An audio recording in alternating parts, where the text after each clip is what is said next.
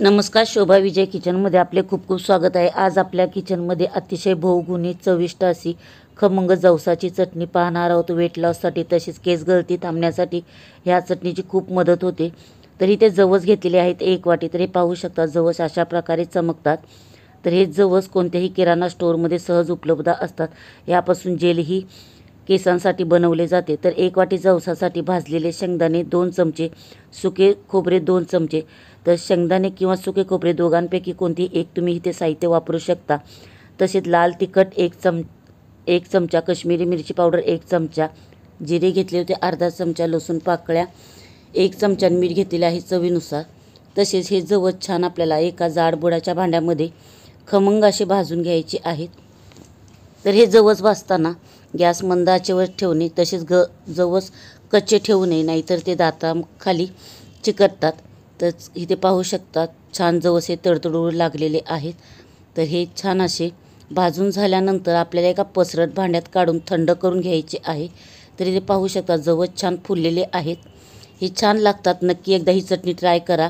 ही चटणी तुम्ही दह्याबरोबर किंवा तेल टाकूनही खाऊ शकता, किंवा नुसती अशी कोरडी कोणत्याही भाकरी किंवा चपातीबरोबरही खाऊ शकता।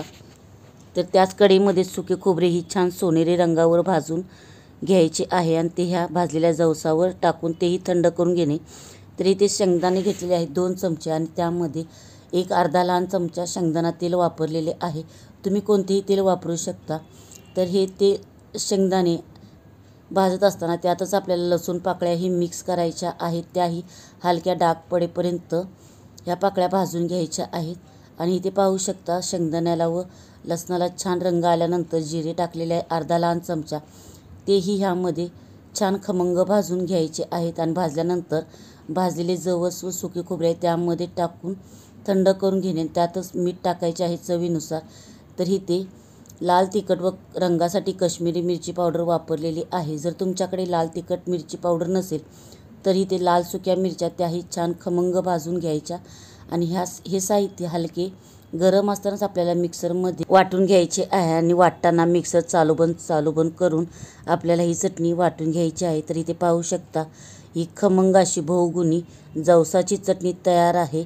तर ही कोणत्याही काचेच्या सुक्या भरणीत तुम्ही 2 ते 3 महिने स्टोअर करून ठेवू शकता। दिवसातून 1 चमचा तरी आपल्याला ही चटणी खाल्लीच पाहिजे। वजन कमी करण्यासाठी तसेच केस गळती थांबण्यासाठी ह्या चटणीचा खूप छान उपयोग होतो।